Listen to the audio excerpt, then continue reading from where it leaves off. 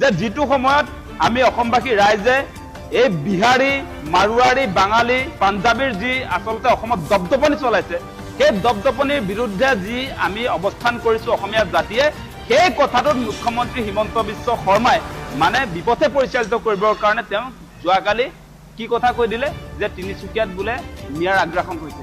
আপোনালোকে গৈ চাব প্ৰথমতে তিনিচুকীয়াত মিয়াৰ আগ্ৰাসন চলিছে না বহিৰাগত বিহাৰী আগ্ৰাসন চলিছে তিনিচুকীয়াত আজি খিলঞ্জীয়া মানুহক মাৰপিট কৰা মানুহবিলাক গুপ্ত উপাধি দেখোন সেই গুপ্ত উপাধিবিলাক মিয়া নেকি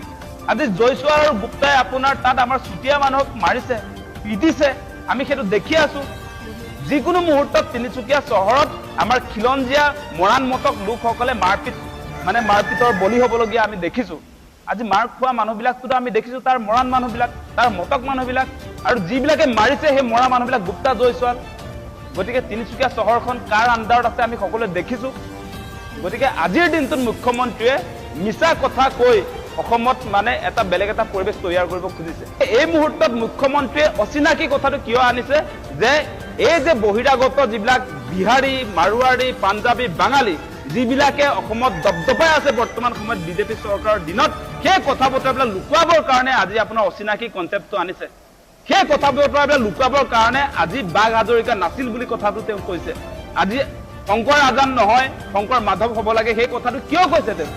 মুঠতে সেই কথাটো কোৱাৰ মূল কথা হৈছে বৰ্তমান সময়ত যি ধৰণৰ বহিৰাগতৰ আগ্ৰাসন হৈছে এই আগ্ৰাসনৰ কথা লুকুৱাবৰ কাৰণে বৰ্তমান সময়ত যি ধৰণে আচলতে অসমৰ মূল মাটিবিলাক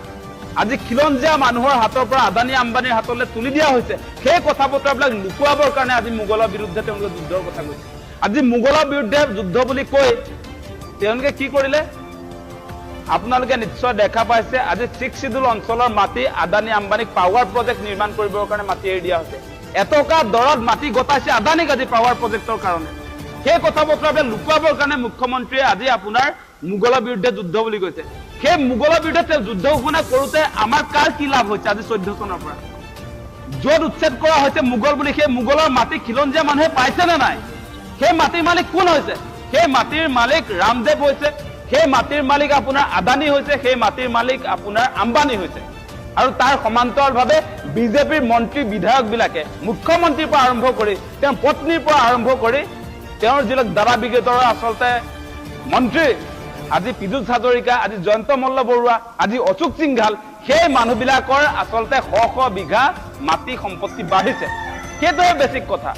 আজি মুখ্যমন্ত্ৰীয়ে মোগলৰ বিৰুদ্ধে যুদ্ধ ঘোষণা কৰিছো বুলি কৈ অসমীয়া খিলঞ্জীয়া মানুহৰ মাটি তেওঁ নিজৰ নামত আনিছে আপোনালোকে এটা হিচাপ দি দিম এতিয়া আপোনালোকে চাব সেই কথা বতৰাবিলাক আজি তেওঁ যিটো সময়ত আচলতে অচিনাকি মানুহৰ বিৰুদ্ধে যে কথা বতৰাবিলাক কৈ এটা পলিটিকেল বাতাবৰণ আনিবলৈ যে খুজিছে এই সময়ছোৱাত যদি আমি মুখ্যমন্ত্ৰীৰ সম্পত্তিৰ তালিকাটো চাওঁ এই তালিকাবিলাক লুকুৱাবৰ কাৰণে তেওঁ সেই কথা বতৰাবিলাক কৈ থাকে সেইকাৰণে মই আপোনালোকক আনিছো সেই কথাখিনি আজি যেন তেওঁ যে কৈ আছে যে তিনিচুকীয়াত আচলতে মিয়াই আগ্ৰাসন কৰিছে বুলি যে কৈছে তিনিচুকীয়াত কোনে আগ্ৰাসন কৰিছে জানেনে তিনিচুকীয়াত বিহাৰী কথাটো মই কৈছোৱেই বিহাৰী মাৰোৱাৰী আপোনাৰ পাঞ্জাবী তেওঁলোকৰ সমান্তৰালভাৱে আৰু এগৰাকী মানুহ ওলাইছে সেইটো হৈছে মুখ্যমন্ত্ৰী হিমন্ত বিশ্ব শৰ্মা তেওঁ আজি তিনিচুকীয়া চহৰখন দখল কৰিছে চহৰখনৰ কাষত লাগি থকা যিবিলাক মাটি সেই মাটি কব্জা কৰিছে মুখ্যমন্ত্ৰীয়ে মোৰ ইয়াত ফটো আছে আজি তিনিচুকীয়াত শুকান পুখুৰীত যিটো চাহ বাগিচা অসমৰ চাগে আটাইতকৈ ডাঙৰ চাহ বাগিচা সেই চাহ বাগিচাটো কাৰ মুখ্যমন্ত্ৰী হিমন্ত বিশ্ব শৰ্মাৰ তিনিচুকীয়া টাউনৰ লগত যিটো লাগি আছে আজি তাত চানমাৰী চাহ বাগিচা বুলি এটা চাহ বাগিচা আছে সেই চাহ বাগিচা কাৰ মুখ্যমন্ত্ৰী হিমন্ত বিশ্ব শৰ্মাৰ আগ্ৰাসন কোনে চলাইছে তিনিচুকীয়াত মুখ্যমন্ত্ৰীয়ে চলাই আছে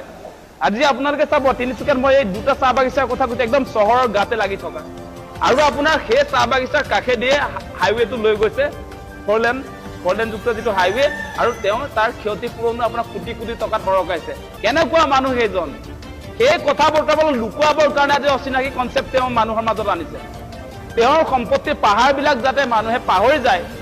তেওঁ সম্পত্তি যেনেকে গোটাইছে মুখ্যমন্ত্ৰী হোৱাৰ সুবাদত সেই কথা বতৰাবিলাক যে চৰ্চালৈ যাতে নাহে তাৰ কাৰণে তেওঁ অচিনাকি কনচেপ্ট আনিছে তাৰ কাৰণে তেওঁ আজি আজান পীৰ নাছিলে বুলি ক'বলৈ আহিছে বাঘ হাজৰিকা নাছিলে বুলি ক'বলৈ আহিছে তেওঁৰ সম্পত্তিৰ তালিকা বহুত দীঘলীয়া কেৱল তিনিচুকীয়াত নহয় আজি আপোনাৰ কাজিৰঙাৰ কাঞ্চনজুৰি চাহ বাগিচা আজি আপোনাৰ বাণী গ্ৰীণ ৰিজৰ্ট কাজিৰঙাৰ 5 ষ্টাৰ যিটো আপোনাৰ হোটেল সেইবিলাক কাৰ প্ৰপাৰ্টি আজি যদি আপুনি চাই কাজিৰঙাৰ পৰা আৰু অলপ আগলৈ আহক, তেতিয়া নগাঁও দাৰিগজিত 106 বিঘা মাটি কাৰ? এইবিলাক কৃষকৰ মাটি তেওঁ কেনেকৈ আচলতে ইণ্ডাষ্ট্ৰিয়েল লেণ্ডলৈ পৰিৱৰ্তন কৰিছে সেই কথা বতৰাবিলাক আমি নজনা নহয়। আৰু আপোনালোকে বান্দিয়া ইণ্টাৰনেশ্যনেল স্কুলৰ কাৰণে যিটো মাটি তেওঁ ল'লে আমিনগাঁৱত 29 বিঘা মাটি চৰকাৰী মাটি আছিলে নে নাই, সেই কথা বতৰাবিলাক লুকুৱাবৰ কাৰণে অচিনাকি বুলি যিটো কনচেপ্ট তেওঁ আনিছে, সেইটো কিন্তু আমি কেতিয়াও হ'বলৈ দিব নোৱাৰোঁ। মূল কথাত আমি ধৰিম। আজি আপোনাৰ তেওঁ এই যে আপোনাৰ মোগলৰ বিৰুদ্ধে যুদ্ধ, অচিনাকি মানুহৰ যুদ্ধ বুলি কৈ এটা টিভি চেনেলৰ পৰা 7টা টিভি চেনেলৰ মালিক হৈ গ'ল। সেই কথাটো আমি নোকোৱাকৈ নাথাকিম নহয়। প্ৰথমটো নিউজ লাইভটোহে আছিলে, নিউজ লাইভৰ পৰা এতিয়া নৰ্থ ইষ্ট লাইভ আহিলে, আজি আপোনাৰ টাইম এইড আহিলে, আজি আপোনালোকে দেখিব ৰং চেনেল আহিছে, ৰামধেনু আহিছে, আজি নিয়মীয়া বাৰ্তা বুলি যিখন বাতৰি কাকত, সেই কাকতৰ মালিক তেওঁ হ'ল। আজি 12-18 যিটো আলোচনী, সেই তাৰ মালিক হ'ল হিমন্ত বিশ্ব শৰ্মা। আজি মেকডনাল্ড বুলি যিটো আপোনাৰ ডাঙৰ এটা গুৱাহাটীত জানে নহয়, সেই অনুষ্ঠানটোৰ মালিক আজি হিমন্ত বিশ্ব শৰ্মা। আজি গণেশগুৰিত তেখেতৰ মাটি, আজি গণেশগুৰিত মাটি, জুৰুডত মাটি, খ্ৰীষ্টান বস্তিত মাটি, উজান বজাৰত মাটি, মাজুলীতো প্ৰায় 40 বিঘা মাটি ইতিমধ্যে মুখ্যমন্ত্ৰীয়ে কিনিছে পুতেকৰ নামত। সেই খবৰবিলাক আজি আহিছে আৰু আছে এইবিলাক ডাটা। আৰু মোৰ হাতততো আপোনাৰ সেই নগাঁও দাৰিগজিৰ 106 বিঘা মাটিৰ পট্টা কাৰ পৰা লৈছে, পট্টাদাৰ কোন আছিলে, এইবিলাক কেনেকৈ ট্ৰেন্সফাৰ হৈছে, সেই ডাটাবিলাকো আছে। গতিকে মুখ্যমন্ত্ৰীয়ে সেই নিজৰ আচলতে যি ধৰণে সম্পত্তিৰ পাহাৰ তেওঁ গোটালে, তেওঁ পৰিয়ালে গোটালে, সেইবিলাক লুকুৱাবৰ কাৰণে অচিনাকিৰ কথা কৈছে। তেওঁ যি ধৰণে বৰ্তমান সময়ত আপোনালোকে সাংঘাতিক কথা কিছুমান নিশ্চয় সেইকেইদিন দেখিবলৈ পাইছে। তেওঁ যে এতিয়া আজান পীৰ নাছিলে বুলি যে কৈছে, যে শংকৰ আজানৰ দেশ নহয় অসম, সেই কথা যে কৈছে, শংকৰ আজানৰ কথা আমি কিয় কওঁ? শংকৰ আজানৰ কথা সেইকাৰণে কওঁ, আমি একতাৰ কাৰণে, সম্প্ৰীতিৰ কাৰণে সেই কথা কওঁ। শংকৰ মাধৱ হয়, শংকৰ মাধৱ আমাৰ গুৰু, সেই কথা নোহোৱা নহয়। শংকৰ মাধৱ আমাৰ শংকৰদেৱৰ শিষ্য মাধৱদেৱ। গতিকে শংকৰদেৱ মাধৱদেৱ যিটো ধৰ্মৰ মানুহ, তেওঁলোকে এটা লাইনৰ। গতিকে আমি আজান পীৰৰ কথাটো কেলৈ আনিছোঁ? তাত সম্প্ৰীতিৰ কাৰণে আনিছোঁ, আমি একতাৰ কাৰণে আনিছোঁ, গতিকে ভাতৃত্ববোধৰ কাৰণে আনিছোঁ। সেই কথাবিলাক আজি তেওঁ আপোনাৰ বিপথে পৰিচালিত কৰিবৰ কাৰণে, মানুহৰ মনত বেলেগ এটা আপোনাৰ সাম্প্ৰদায়িক এটা চেণ্টিমেণ্ট মগজত ছেটিং কৰিবৰ কাৰণে সেই কথা বতৰা আহিছে। আমি শ বছৰ ধৰি আজি শংকৰ আজানৰ কথা গম পালোঁ, আমি সমন্বয়ৰ কথা পাতিলোঁ। গোটেই শংকৰদেৱে নিজেও আৰু আপোনাৰ শংকৰদেৱৰ সমান্তৰালভাৱে আজান পীৰে গোটেই অসমখনত সম্প্ৰীতিৰ বাতাবৰণ তেওঁ তৈয়াৰ কৰা নাছিলে জানো? সেই কথা বতৰাবিলাকতো আমি পাহৰি যোৱা নাই। আজি আপোনাৰ অসম বুৰঞ্জীৰ পৰা তেওঁ বাঘ হাজৰিকাটো নাই, সেইটো কাল্পনিক এটা চৰিত্ৰ বুলি ক'বলৈ আহিছে। আমি ক্লাছ 1ৰ পৰা মাষ্টাৰ ডিগ্ৰী কৰিলোঁ, আমি বুৰঞ্জীৰ কিতাপবিলাকত বাঘ হাজৰিকা পঢ়ি আহিলোঁ, বহুত প্ৰশ্ন কাকতত উত্তৰ লিখি আহিলোঁ যে বাঘ হাজৰিকাৰ